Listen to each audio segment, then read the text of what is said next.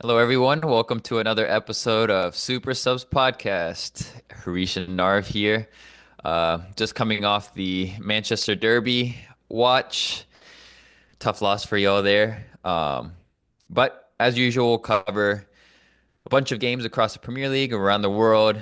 Um, and we'll discuss who deserves our prestigious award of Super Sub of the Week. So I'll let you kick it off, Narv.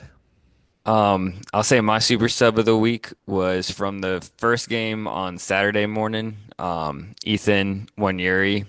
I thought he had a really good performance coming in for an injured Odegaard, and it was one of those again where not necessarily getting on the stat sheet, but like the impacts that he had definitely did a lot more than what Odegaard did his entire time, and he definitely influenced the game for Arsenal.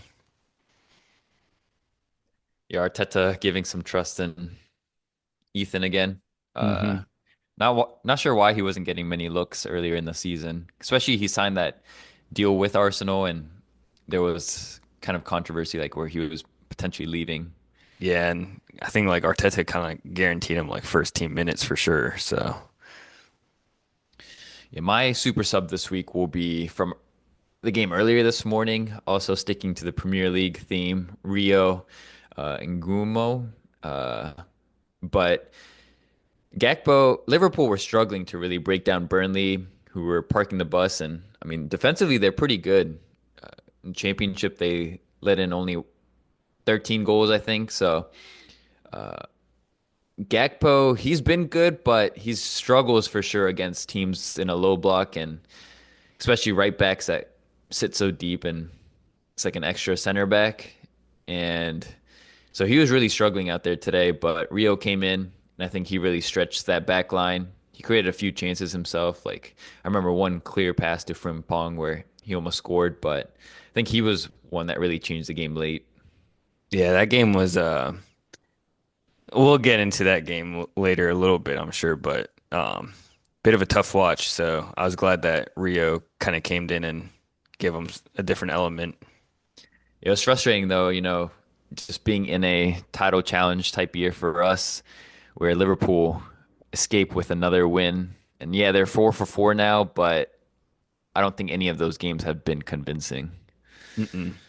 Yeah, they've kind of got jail out of free cards, so. Yeah, hopefully their luck runs out here soon. hmm But we'll start with the first game being Arsenal. You touched on a little, but they played Nottingham and won convincingly 3-0 yesterday. Ange back in the league. Yep, Andrew's back in the league. Of course, he didn't have much of an influence yet, like only being a week in, but Arsenal, I mean, Nottingham's not a terrible team, but Arsenal struggled to kind of really unlock them in the beginning, but a lot of the action was coming down the right side with Madueke, who really stood out and has filled in for Saka very nicely. But Zubamendi ultimately got the opener, absolute screamer. And then Gyökeres got on the score sheet as well. What's stuck out to you from this game? I think it was Madueke had a really good performance. I know he kind of got the matchup he wanted just because Ala Aina was out, so they had to shift Nico Williams out in the right back and then fill in a center back by trade in Morata at left back or Morato. Hmm. And it was like kicking and screaming where it's like just pass it to Italians. Like Arsenal were just feeding Madueke every chance they got. It's so like, I mean, it was one dimensional, but it was effective because like he was getting the best of him every single time. Yeah, I'm surprised that they lined up with him out there because second half Nico Williams shifted out left, and then they brought in Savano from Juventus, and I like him. I think there's a good player in him. He's pretty hmm young, but yeah, Madueke once Nico Williams was on him was pretty quiet that second half. Yeah, second half he was kind of nullified. So I was surprised too that the youngster didn't get the start. And I'm not too worried for Nottingham in terms of defensively. The commentators like, yeah, they're thin on that back line, but I mean, Zinchenko's on loan, so he couldn't play against Arsenal, so he'll be back. And then they got that one other fullback from Botafogo too. Hmm. So they do have options, so I'm not too worried for them. Yeah, I'm not too worried in terms of depth. I think Morello got like a slight knock, but I guess I'm just more worried about how Ange will be uh lining up with them, like his style of play. Like high line is just not going to be suiting Merlo and Milinkovic's game. I think Murillo can adapt a little better. Still won't be as good, but I think Milinkovic is gonna be like Dragusin 2.0 under Hmm. Ange, unfortunately. Yeah, I think so too. And I know you touched on Ethan being kind of your super sub, but when Odegaard went down, were you surprised it wasn't Rice that came on? Um, I was slightly surprised, but at the same time, I think Arteta maybe had like Champions League in the back of his mind, and maybe wanted to kind of give the best players a bit of a rest. Because we did see Rice come on like second half towards the end. But I liked he gave Ethan a chance, and I think that was well deserved. And Arsenal again, like they did get that goal from Zubimendi's screamer. He hit that so cleanly, Hmm. but I think it might have been saved if it didn't get that slight deflection because it looked like it was going straight at Stills. I couldn't.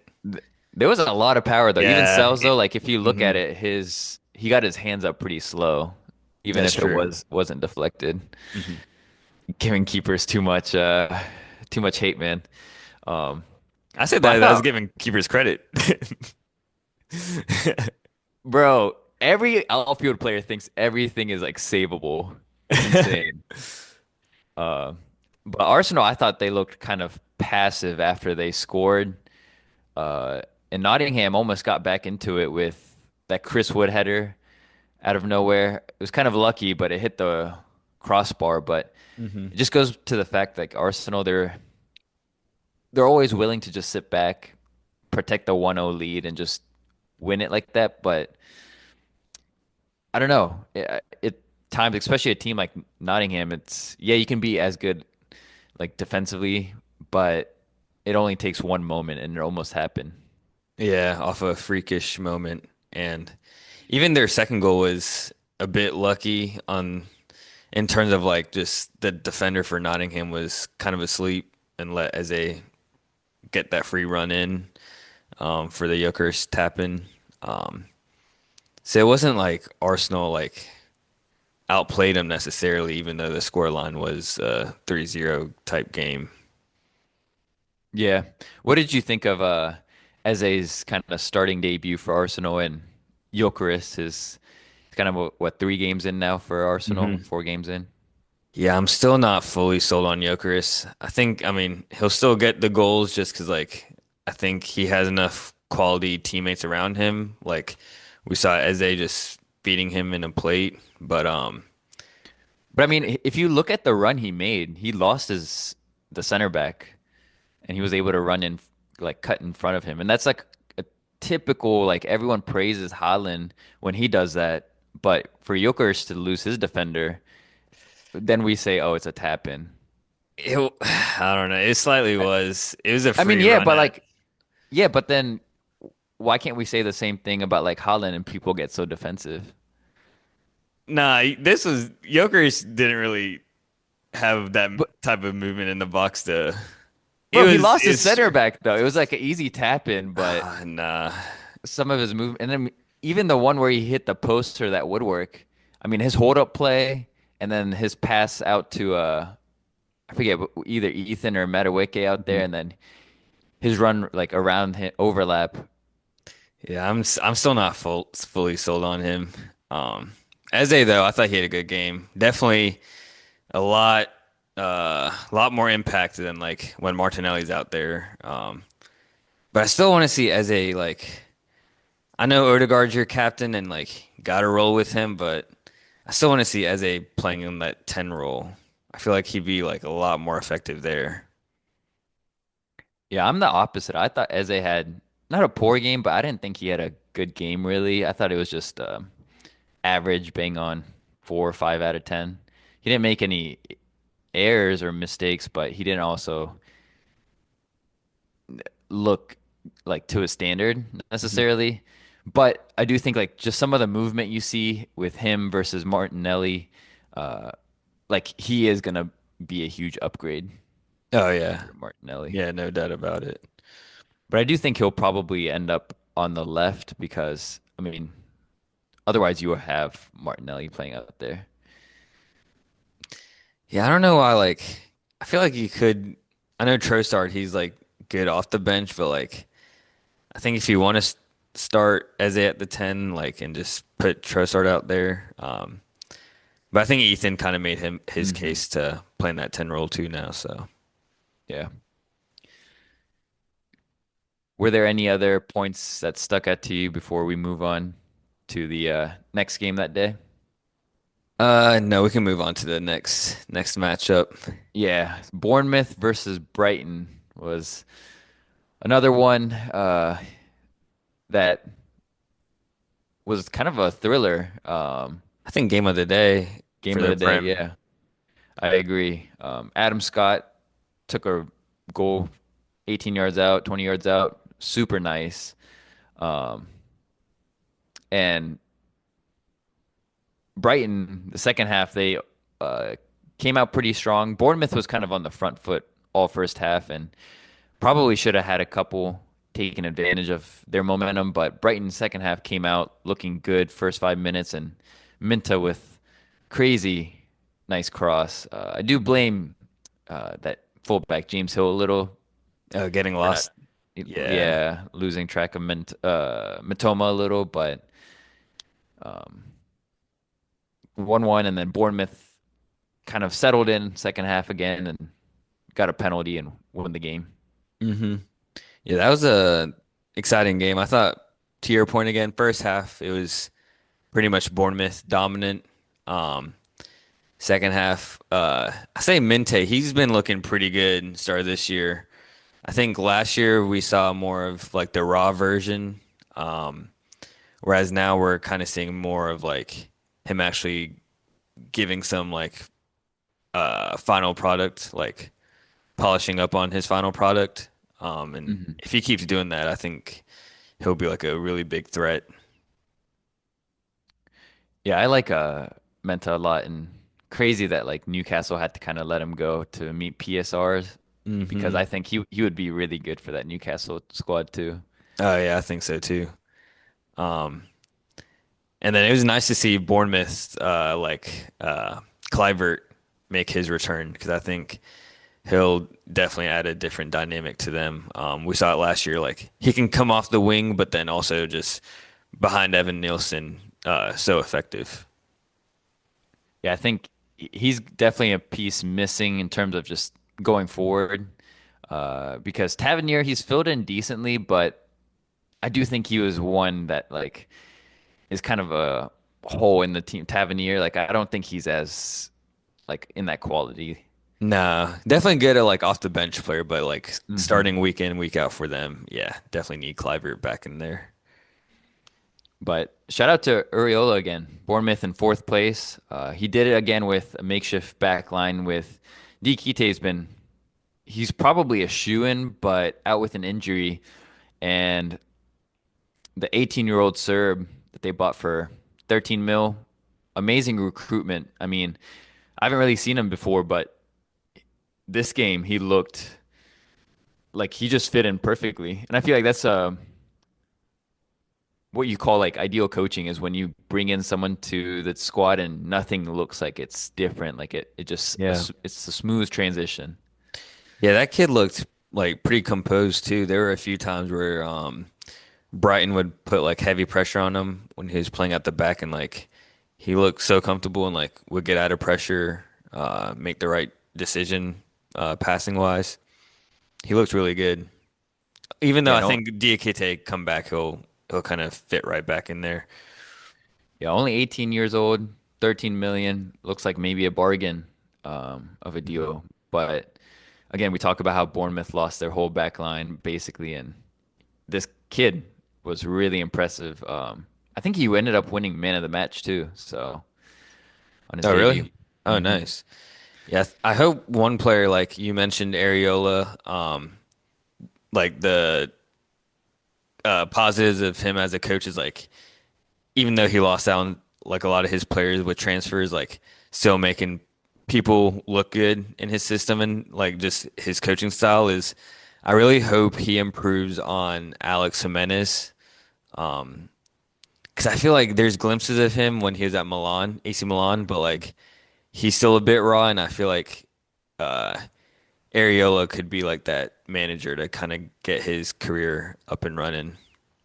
Yeah, that's one signing that I really liked because Adam Smith is aging, and James Hill he started today, but I don't like he definitely loses concentration at times. So, but on the flip side, I thought Brighton that second goal was a defensive howler. The penalty, I thought Mhm. Tavernier did pretty well to get that ball to Evan Nilsson, but still, it was Tavernier and Evan Nilsson versus five defenders. Yeah, it's That's poor. And then Van Hecke too, like just a poor tackle. Like Evan Nilsson just shoot him to like the towards I'll his be. right side, He's and had a then rough start to the year, I think, a little bit. yeah, he was Hickey, he's looked yeah a he little was shaky this he was year. good last year, and like with Holland too, like that rivalry, he was Yeah, shutting him yeah, down. But like that play specifically, like so easy, just shepherd him to the right and make him beat you near post or like a crazy strike, but Mhm. he let him cut in so easy and just stuck his leg out, just poor defending. That was poor. And then I feel like it's always Groundhog Day when I talk about Evan Nielsen, but I love that player. He's his link up play is like hella elite and like again, it's like he never as a striker, obviously you want them to get goals and stuff, but like he doesn't appear on the stat sheet that often, but like his impact is just like Hmm. um super important for Bournemouth. But yeah, Bournemouth sitting in fourth again. They've lost one game, and again, they probably should have won that game against Liverpool, Yeah. or even gotten a A point. draw at least, yeah. I mean they look like the winning side after they got the equalizer versus Liverpool. Hmm. So again, a team to watch out for. That was your But European spot team, so oh yeah, top four. So moving on to the last game window that day in the Premier League, Chelsea versus Brentford. Um, I really felt like this game was a repeat of the Fulham game, where we looked kind of lackadaisical, just not enough urgency. you guys look Eh, sleepy. Yeah, again, just like the Fulham game. And then Fulham, that Josh King goal was disallowed, but we honestly should have gone down 1-0. Same with this one, where Brentford, they got the first goal, deservingly so too. Um, and then it was just, are we going to wake up the second half? And what I do like about Enzo is a lot of managers wait until like the 70th minute to make subs, but he's instantly like if he sees players playing poorly, like or we need a tactical change. He made three changes at half, and then 10 minutes into he brought in Cole Palmer, who ultimately got an equalizer. So I thought Cole Palmer looked good when he came in. I thought Reece James was incredible, but Cole Palmer had a few chances where I feel like he could have done a little better. Yeah, especially the one where he put it right down the middle. Um, he literally put it on any corner it would have been in, but like right down to Kelleher's middle. I thought Garnacho had a pretty good cameo. Yeah, I thought Definitely when had he more came of an in, impact than Gittins the entire game. yeah, I'm a little worried about Gittins. Because in Bundesliga he looked good, but again, that's Bundesliga, and he just doesn't look the same. I feel like he's a bit of a Nicholas Jackson when he first entered the league. Like even at Bundesliga, his output wasn't like outrageous, like his GAs, but it's just like you just see the potential and like I feel like he's just so raw still. Like he needs a lot of developing to be done. I don't think he's necessarily like first team ready right away. Yeah. I'm just hoping he's not a flop. But like the thing with Nicholas Jackson though was, yeah, he's raw and he improved, but you saw some sparks in him, whereas Gittins, you haven't seen any like positive glimpses of him in a Hmm. Chelsea shirt yet. Yeah. He's just looked absolutely poor every time he's come on. Hmm. And I think also the one he's a he's a bit tricky player, like, but like he doesn't really necessarily have a pace for a winger, and like I feel like at times Chelsea, the wingers are like so out wide where they're isolated, and like I mean sometimes you just have to beat players with pace, and like Gittins doesn't necessarily have that. Whereas like other side you see Pedro Neto is just like absolutely blazing down the line. Yeah, but I would say like Gittins has definitely got more pace than even like Garnacho, for example. But Garnacho, like he knows when to take players on. He knows when not to. Like just I guess with the experience in Premier League and just his quality too is better than Gittins. So Hmm. hopefully I'll be proven wrong, but it's a little concerning so far. Yeah. Um, but I will say, it's kind of nasty when Jordan Henderson is your starting midfielder in 2025, but that was a throwback trademark assist by him to Kevin Shade. Hmm. Yeah, I was texting the group where it's like Hendo starting in 2025. What are we doing? And that is nasty. Uh, But he had a pretty good game in the midfield. Surprisingly, yeah, he did. I will say I think Brentford's best player that game was Kevin Shade.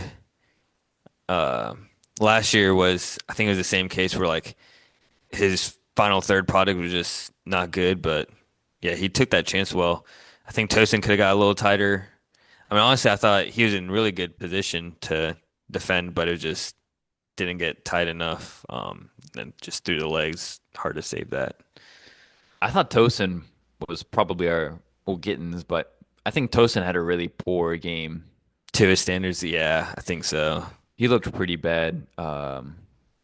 And I mean that one, Kevin Shade had another chance before he scored where Tosin was kind of backpedaling, and then Tosin just had a few mistakes, like always second guessing himself. Hmm. Um, he was quite poor today, even against Fulham. I said him and Chalobah were a little shaky, but I mean the goal that we ended up giving up at the end too annoyed me because if we had a defender like if Colwell was there, I think we would have handled it. But I mean, you see teams like Liverpool and Arsenal, they have a solid center back. You have Van Dijk and Gabriel, who's everyone's going to be pushed to the side, and those guys are getting those headers. But like none of our center backs, no one really kind of took that responsibility and kind of, you know, that Hmm. challenge to clear. And like those things go unnoticed during games, like Van Dijk and Gabriel clearances for most people. But I mean, if you think about it, at the end of the day, those are crucial clearances. Yeah, especially that late on is just a bit schoolboy defending. Um, yeah, that was a shame because was that during stoppage time? You guys conceded. Just had to see it out. Yeah, it was like in the 90th Yeah, minute. yeah, that's a tough way to drop points, especially with Brentford being one of the teams where I think if you want to challenge for that title, that's going to be one of the gimme type teams. I feel like. But I thought we were bailed out with Caicedo. I think he had another great Mm, game. Um, yeah. Man, it's been 2 years now since I've seen him put in a poor performance, but also getting a goal, it's a rare event. So I was like, ooh, coming out with a dub. But fortunately, heartbreak at the end. Oh, also, I think one player who struggled a bit was the new signing for you guys, Hato. Hmm. I thought he had an off game, um, but then again, he's so young, kind of thrown in there. So Cucurella is definitely gotta. He'll be the guaranteed starter. I think with Champions League coming up is a little just Maresca's again trying to get some rotation in there. Oh yeah, for sure. I mean, even Maresca, the way he was dressed, he looked so casual, like just in Yeah, it's jeans and like training sneakers. session. Yeah. Yeah, but to Hato's point, I like when we signed him, I did think he'd be better suited as a center back, not necessarily a fullback, especially the way Cucurella plays and like just the way our fullbacks play.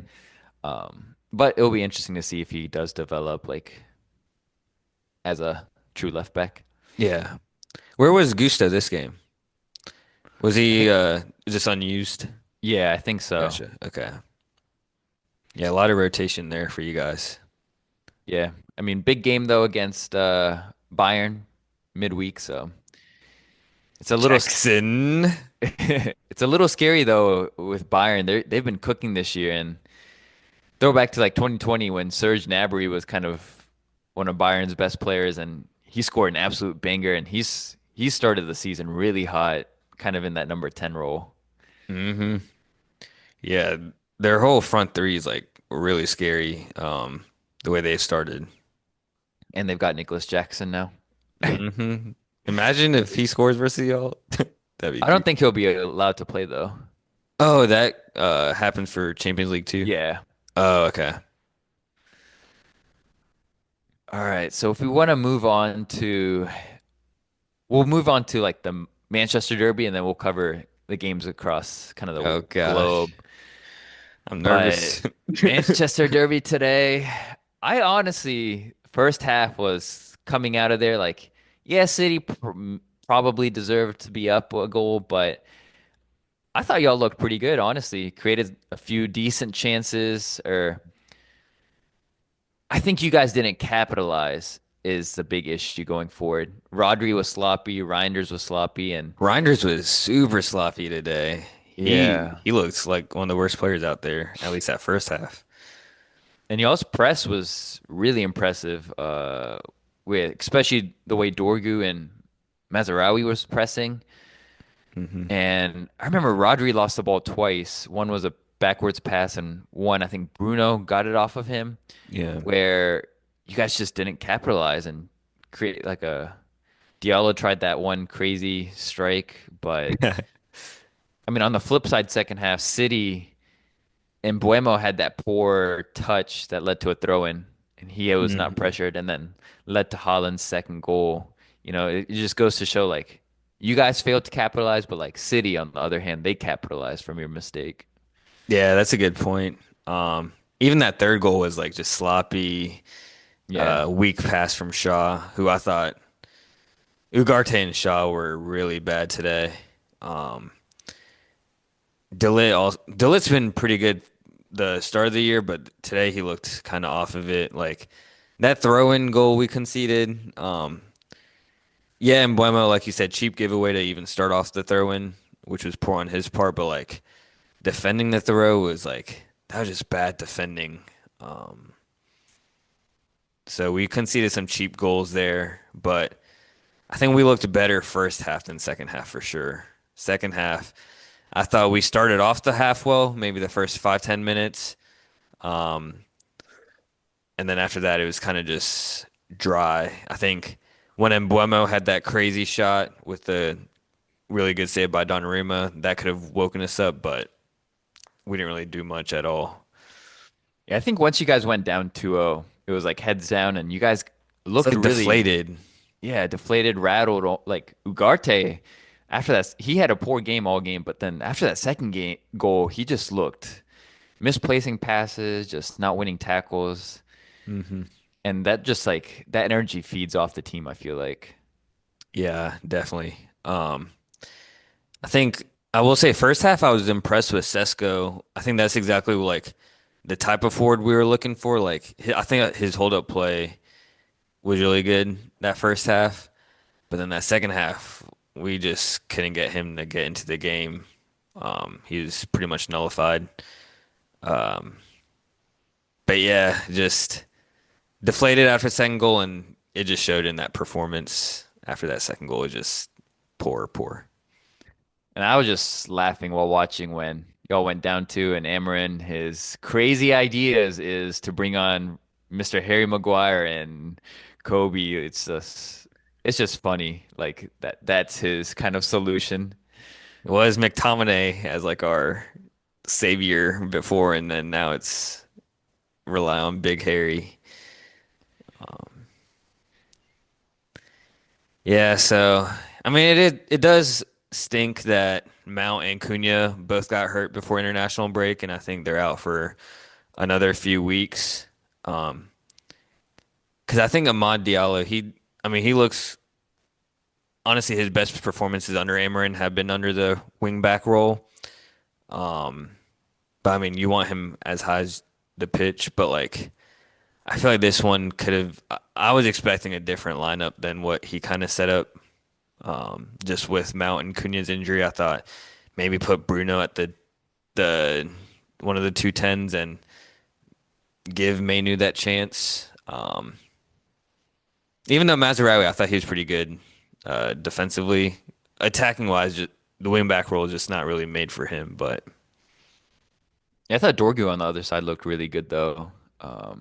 hmm And just goes back to the system. Like I think when you guys are on attack, you look somewhat dangerous. Um, I mean, you should just with the numerical advantage, but like it's on the defensive front. Like City, it was just so easy to cut through you guys just because you guys have two center mids and one of them is Bruno, who, that's not his ideal hmm cut type of role. So yeah, um, it's and a I know we go tough ahead. system to play under, Yeah, especially with that two center mids. yeah, I know we were like really pushing after Baliba and like I don't know after after the start he's had this year, like it's just slightly concerning because Baliba's looked really off of it Hmm. to start the season. But I know he's not like a finished product at all. Yeah, I thought for City, a standout player for me was Doku when he came in to starting lineup today. No, He had a good game. yeah, really good. And it's funny. Bite your words again. One trick. I mean, yeah, he just needs two moves, but like my point is like they're so effective and like that first goal too, like it was the same moves, but like the way he like Shaw got fully sent He is got like fully sent. the issue with Doku is like he's able to pull these. He just has two moves basically, but like he hmm does it at such a high speed that it's like incredible, like unstoppable. Yeah, yeah, that drop of the shoulder was nasty. I also thought Mr. Gun Violence promoter Phil Foden had a good game. Especially in that 10 role. I thought him and Doku were both kind of just floating around at times, not really having Hmm. a set position. And I think that caused a little bit of chaos, like with the defenders not knowing exactly who to pick up because they were just kind of moving around, where Foden would be out wide at times, even though Doku was out there more often than not. But I thought Foden, we definitely saw a bit more glimpses of the PFA Foden. Yeah, he looked much better today. He got on the score sheet too. So, but yeah, I think it's a little worrying for Amarim now. Still, I think he's still on that hot seat. Oh yeah, yeah, yeah. Um, And we got tough matchups coming. So we got oh yeah, we'll you see y'all boys. next weekend. Might have to do like a live Watch watch along or along type. yeah. Yeah. See something about that. But yeah, you guys, and then we got I think it may be a slight break with Brentford and someone else, and then we got Liverpool right after. So yeah, to your point, Amarin, if you just keep taking heavy defeats like this too, it's just gonna look even worse. And I will say a player to watch out for is or a manager I think to watch out for with again this is just speculation if Amarin's gone and you guys aren't able to get a big heavy hitter from Premier League is uh Bundesliga manager from St. Pauli. They Interesting. won 2-1 this morning and I've been betting on them a lot just because Gambling addict. Illegal? No, I'm playing. they St. Pauli, they're a team that's been in like the second division in Uh-huh. Germany for a while, And last year came up for the first time. They stayed up, and they're in fifth position now. This is only their second league season in the Bundesliga. But this manager, he's the thing versus Amarim is this guy. He plays a bunch of different formations, Hmm. keeps his team super organized.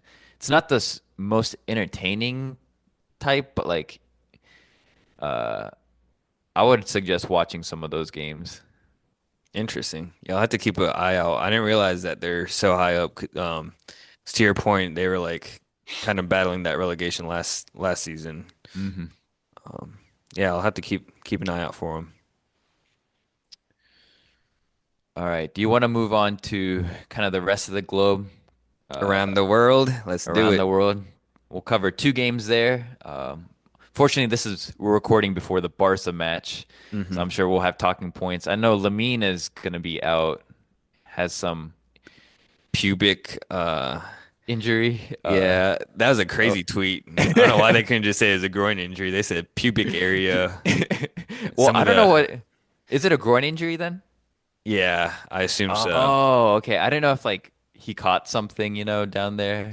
Oh, oh, yeah. With some of the stories I've heard about Lamine Yamal, I'm not gonna get into it, but yeah, that could make sense. But I assume it's a groin injury. All right. Yeah, so we can jump into the Madrid game and then we'll cover what's probably been the game of the season afterwards. Madrid ended up getting the dub, uh, but they were probably sweating bullets there. They got cold Who- celebrations on that squad. uh, what did you think about this game? Or I guess I'll kind of summarize it, but Madrid went up 2-0. Everything was smooth sailing. Everyone, all smiles all over, and then Saddam Hussein gets a red card. Mr. Chill Guy. Mr. Chill Guy.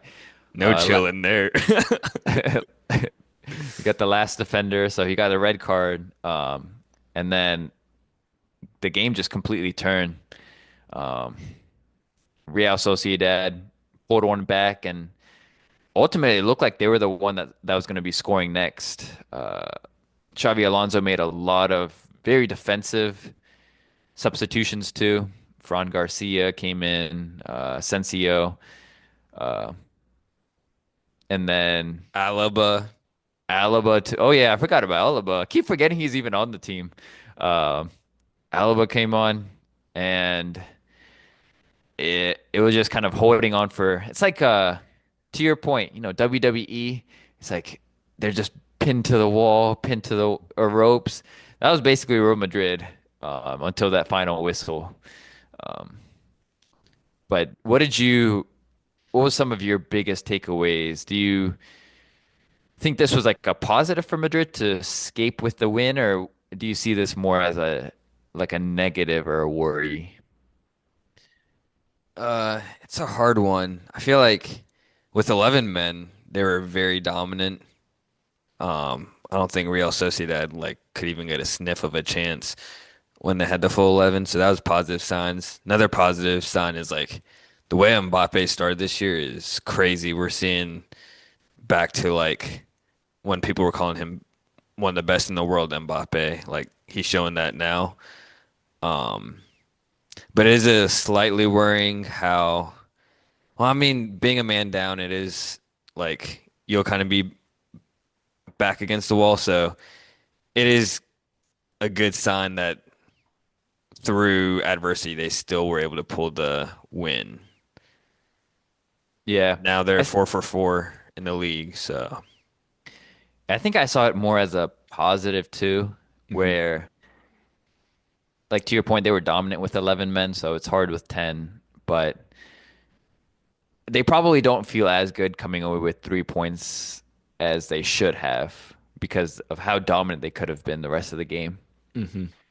Yeah, and before we kind of do more deep dive into the game, I just want to point out, I think I saw a tweet somewhere where uh, the referee committee like admitted that was the wrong decision, and like apparently the person behind the VAR he got like suspended for the next game or something, for not telling the head ref to go like check the monitor to overturn the red. Mm. Because I know VAR was looking at it, but I do think it could have been a red. Like I think it was a right decision because he You seemed think like, so? yeah. Like I know Militao probably would have eventually covered, but like it was a really good chance. Hmm. Um, and yeah, Mbappe looked good. I thought Arda looked really good too. Assist, got the that finish too that he had 1-2. Best Turkish in the game, or are we going to talk about the best Turkish later? Yeah, this weekend was a full on Turkish players taking over. Thanksgiving feast. Oh yeah. But he looked good.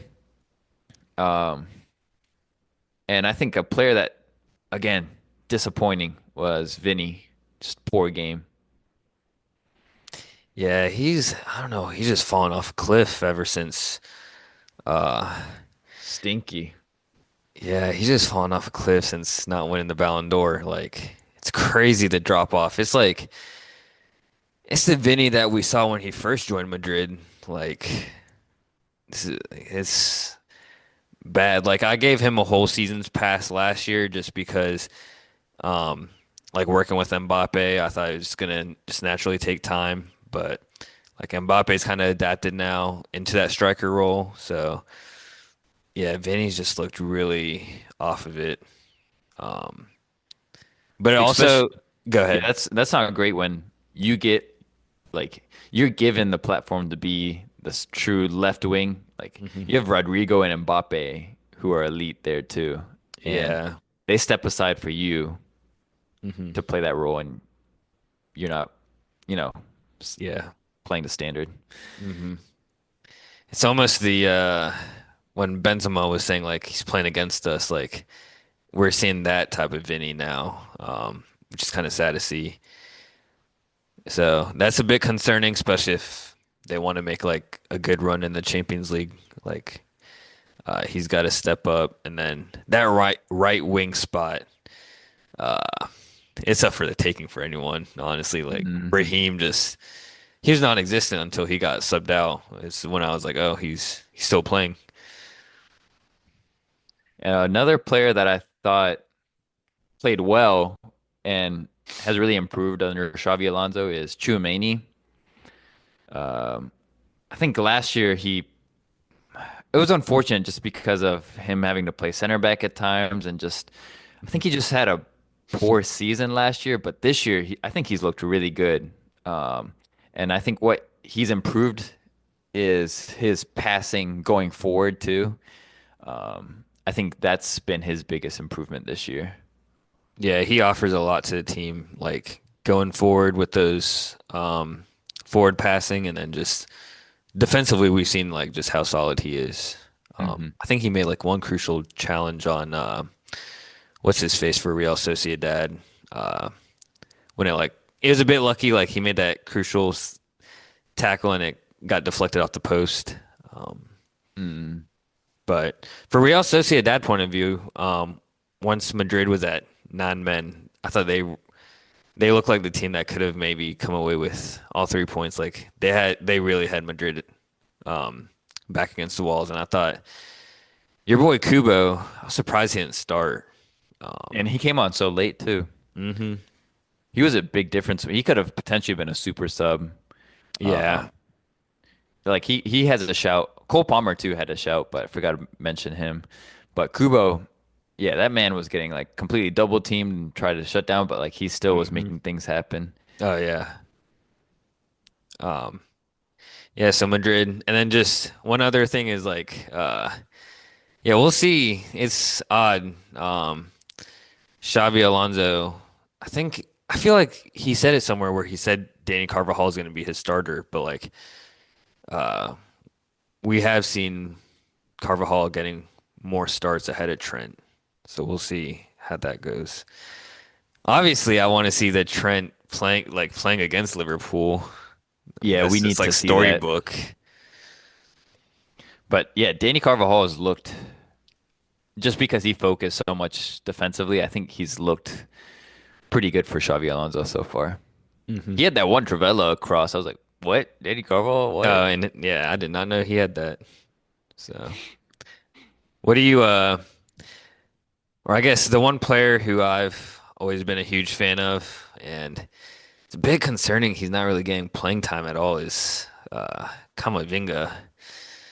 Well, Um, he was injured, right, for this game? oh, is he? Oh, okay, Yeah, I thought he he's was been dealing back. with, yeah. Gotcha. He's been on like the hospital bed like for a Hmm. while now. Yeah, it's concerning. So, especially with the when everyone's fit and healthy for Madrid, like I feel like he's still gonna have a hard time to break that Hmm. starting lineup. Yeah, especially Bellingham's gonna be back too, and Hmm. yeah. But yeah, I think time to move on to potentially the best game of the entire weekend. Maybe the best game in I Serie don't. A that we'll see. I think in the world, like I think this might be a game of the year. Yeah, they had a thriller last year too. I think it was what 3-3 or something. Hmm. But Juventus Inter 4-3. It was last year was a goal fest, but this one was like a goal fest, but it was like every goal was an absolute banger, and then you're like, oh, can't get better than that. And then the next goal was even better. It was like stuff out of like The FIFA. storylines were it was like FIFA mixed with WWE because the storylines were crazy. Yeah, Um, and I mean, just to summarize, I guess Lloyd Kelly scored a nice tidy finish for a center back, especially. nice assist by a center back too, Bremer. Oh yeah, I'm a fan of Bremer. Hmm. He's nice. And then I think Inter they leveled it up, right? Yeah. Yeah, So it's Çalhanoğlu with a crazy strike outside the box. vintage. But I do think Juventus they pour like closing down on him. Can't let him have a strike like that. Hmm. And then Yıldız scores, makes it 2-1 right before half, and he was quiet kind of first half, but that turn and finish was so neat and Banger. tidy. Yeah, Yeah. outside the box. That ref cam, I don't know if you've seen the ref cam view. That's Man. And then second half, Çalhanoğlu again, even better than the first goal. oh Just yeah. ridiculous. And then Goal of the day for sure. yeah, I was gonna ask, out of all the goals, which Yeah, one do you think was your Çalhanoğlu. Çalhanoğlu? His Okay. third his second goal. Yeah, I think that one was a either that or the Yıldız, because the Yıldız like touch and turn was Hmm. ridiculous. Um, and then Marcus Thuram gets the goal pretty late, 15 minutes left, and you kind of think, oh, Inter, have they secured it? And then literally like 5 minutes later, his brother scores, and like his celebration was like Marcus Thuram didn't really celebrate. Oh no, he did the his anime celebration and the jersey thing, and his brother copied him. The same Yeah, but exact. I thought Marcus Thuram though, he didn't really celebrate though. Yeah, he didn't get too hyped. Yeah. And like I guess because like yeah, your dad played for Juve and like Hmm. respect, but like this is like a big game. Like come on, Yeah. you were playing for Inter, so like he didn't really celebrate. But then Mhm. yeah, Kefren Turam, like his celebration was like savage. How he just taunted his brother. And for listeners, they both scored a headed goal. Yeah, both scored a headed goal within like 5 minutes of each other. Um, and then at the stoppage time at the death, Juventus scores a screamer through Atchik. He's 19, I think. Yeah. Supposed to be like a protege from Montenegro, but scores 20 something yards out. Somewhere Don't want gets, to step on his glory for the youngster. That was an audacious attempt, by the way, but oh yeah. Summer, come on, bro. He had two hands, but like he was full stretch for that. You don't think um, I think if he saved it, that would have been like it would have some, been a spectacular? yeah. Mm. Yeah, I just thought because he got both hands on it, he should have saved it. But hey, I'm not a keeper, so had to ask the goalkeeper here what your thoughts were. I don't know if Sommer's at fault for many of the goals Hmm. in this one. Oh yeah, I just thought the very last one, like I feel like he could have kept it out. Yeah, if anything, it may be that one, but even then, I think it would have been like some world class save if he did. Gotcha. Um, But I guess, yeah, a lot to talk about with this one. But were there any players that like stuck out to you, or positive or negative? I think one player who stuck out, and I know a lot of like shouts are like for best midfield is like Pedri, Jude, but like I feel like Barella doesn't get talked about enough. I thought he was really good. Hmm. He almost had a crazy banger himself. Um, but I feel like he just makes that Inter team like tick and um, kind of like I don't think he's quite to the level as Pedri, but like I mean I think he's No. pretty close up there. Like as in like he can really make change the game for Inter. Um, and I feel like he had a pretty good game and just doesn't get recognized enough. Yeah, I thought he was decent, but I don't think he was really a player that really stuck out for me for Hmm. good or bad. But I think a player that has been bad for Juve I mean, I don't watch them week in, week out, just kind of the big games, but he's always hiding is Koopman Miners. Yeah, that was a bad He, move. yeah, he was so good at Atalanta, and he's looked poor for Juve. Hmm. I thought also I was a bit confused and same as you, I don't watch him week in, week out, but like Jonathan David got a big money move and I thought he was gonna phase out Vlahovic, but uh Vlahovic still kind of looks like he's still like not completely phased out, like he's still kind of battling for his spot and even getting this nod ahead of Jonathan David. Hmm. Yeah, for Inter though, I'm a little worried for them this year. I think both had Atalanta as underperformers. Um, I honestly think Inter might really fall off this year. I know this is just one game, maybe kind of overblowing it. What would you consider a major fall off like um for their standards? Like you think Outside, finishing third would be a fall off or oh, I think like I'm thinking they'll finish like fifth or like sixth.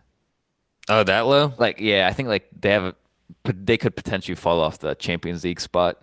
Mm. And the reason is because just what they've done this year, like they, I was like watching them and like they did dominate possession, but um they weren't like doing much with it, you know? Yeah.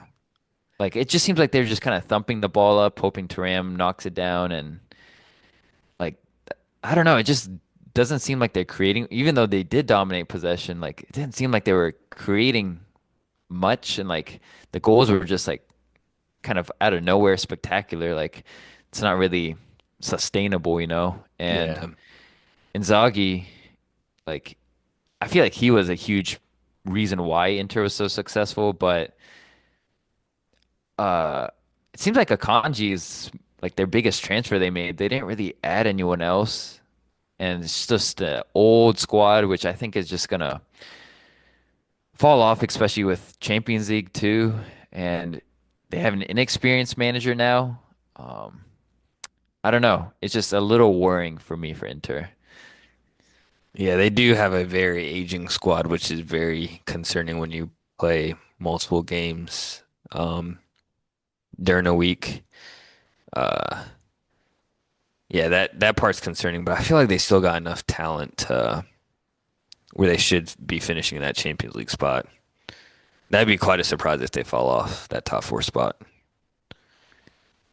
Yeah, I mean, even like the substitutes, you know, like after Thuram scored and stuff, and like you look at the players that Juventus brought in with the likes of like Openda and Jonathan David, like you mentioned, versus Inter, they brought in Darmian and Suchek, who's more like, yeah, he can play box to box, but like he's more of a defensive type midfielder.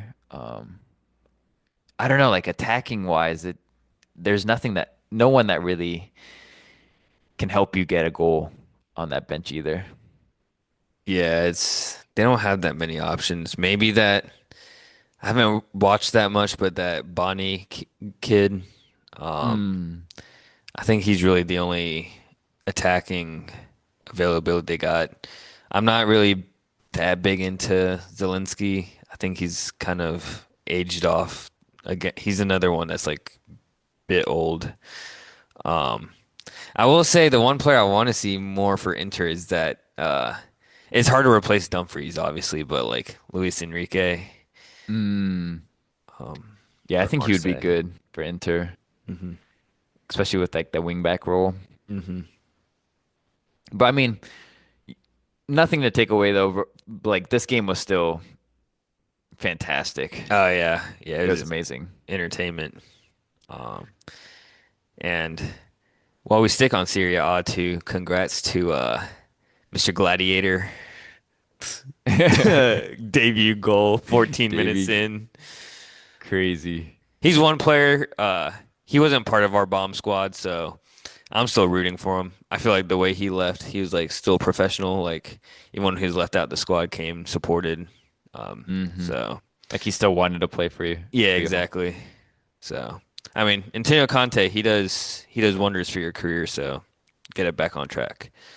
Um, I feel like Napoli though, like they're still kind of ahead of the other Serie A teams. I feel like there's a slight gap between them and the rest of the league. yeah, I think so too. I feel like Napoli should be winning the league again. Talent they got. Yeah, that's so nice thing about Serie A though, I feel like is anyone can kind of beat anyone on their day. Hmm. Um, and then I don't know if you had any other games. I think Saturday there was one big La Liga game as well. Atletico Madrid versus Villarreal. Yeah, Um, I told you I was gonna watch that on the side, but I ended up just uh-huh. watching Chelsea. Yeah, I was gonna say that was a hard one. I had that on the side, but I was kind of watching your boys play. Yeah. But just a quick touch up is Atletico finally, I think that's their first win of the season, versus a Villarreal team that started the season really hot. So um, yeah, hopefully this is kind of like the momentum boost for Diego Simeone because he's definitely an Atletico Madrid legend as a manager. So definitely do not want to see that man get sacked. And then yeah, his son was when I did kind of like glance over at that game, his son was kind of always on the screen making crazy runs, like even deep in the 80th minute, like crazy stamina. Hmm. Yeah, he's one of those where like you're like, is it because of like coach's son playing favoritism? But he's actually like pretty quality. Yeah. Um, And then we'll move on to is there any other games this weekend you wanted to mention? no, not from this weekend. I was gonna say I know we usually finish off the episode by touching on the games coming up this weekend, but I was gonna remind you about the Champions League Oh coming yeah. Oh, I won't forget that, dude. You might because y'all are at home sitting, but we have a big one. I'll let you cover the big games to watch midweek. But before we do that, I'll just cover Saturday and Sunday for the weekend watch. So up. Saturday morning we have Merseyside Derby, Liverpool Everton, um, and then 12:30 we have Man U versus Chelsea, a big one there. Um, and then across the globe, we have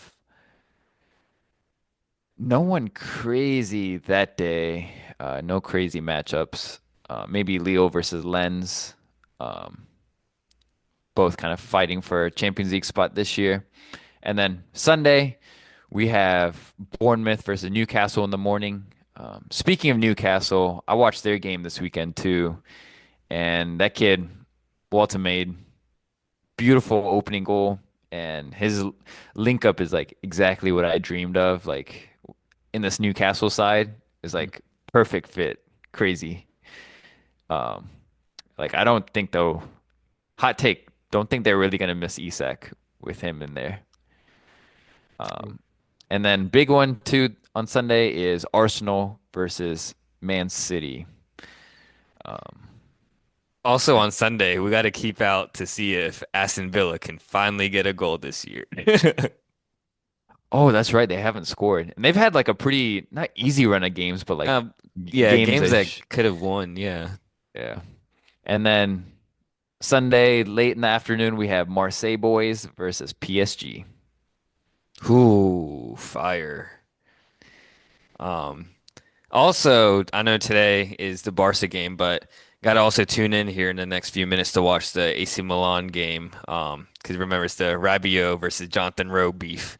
So I saw Rabiot Oh, starting, but Rowe is on the bench. So we'll see if there's a scuffle.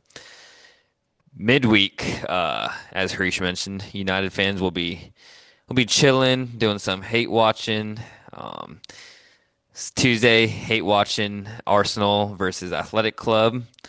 Uh, Real Madrid take on Marseille boys, and then definitely hate watch Tottenham as they take on Villarreal. And then Wednesday uh,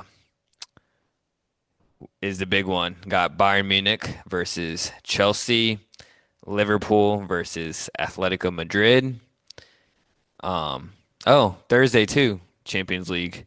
Um, we got City will be hosting the return of De Bruyne and Napoli. We'll be seeing Newcastle versus Barcelona, and maybe a sleeper of a matchup will be Club Brugge versus uh, Monaco. So that will be the Champions League roundup. Um, I don't know when Europa League starts back, so we'll definitely keep you guys posted on Europa League as well. But that Champions League is officially back. So good luck to your boys Wednesday night versus Bayern Munich. is there any potential upsets that you see coming through this from the Champions League in this Uh, first game? in this first week of games. Um, I think potentially maybe um Villarreal Tottenham. I don't know if that'd be considered an upset really. Like Villarreal winning? Yeah, Oh, the I would say potential. that's a upset. What about you? You got any upsets in mind? Um, I'm interested in Marseille versus Madrid. Same. Yeah, that'd be an interesting one. I think that will be a upset, like Madrid just being favored, Champions League Hmm. favorite, but Marseille finally back in the competition after a while. And yeah, so this is the first week of Champions League, but I'm sure at some point, I mean, obviously we'll do a roundup of Champions League games, but then as the tournament gets deeper, kind of get our predictions out there for you guys. Um, and before we round off the episode, quick question for you: Are you going to get Anthony's clothing collection? I don't know if you saw the story No, on I that. haven't. No. Real Betis, they are doing a branding deal with Anthony. I don't know if you've seen Anthony's like that neck tattoo he has like on Yeah. his throat. They're so his neck tattoo it says Il Mondo, which means like uh it translates to enlightened in English. And so Betis and Anthony, they're doing a collaboration on fashion clothes based on his neck tattoo, which will be released. Interesting. I've peeped more and more United players with these neck tat, like him and then Garnacho now, and then Benjamin Sesko too with his neck tattoo. Yeah. So we'll see. He's just him and Real Betis. Like I saw the transfer when it was like official and the streets, like when the news got announced and like when he was back in Betis, it was like insane scenes. It was like it was like they treat him like Messi out there. Um I think wasn't Bayern linked to him, and he's like, no, I want Betis, and like he's like, yeah, they he mentioned. promised that I'd Uh-huh. be back there. It's Yeah. crazy. So we'll see. Um But with that, ladies and gents, that's all for this week.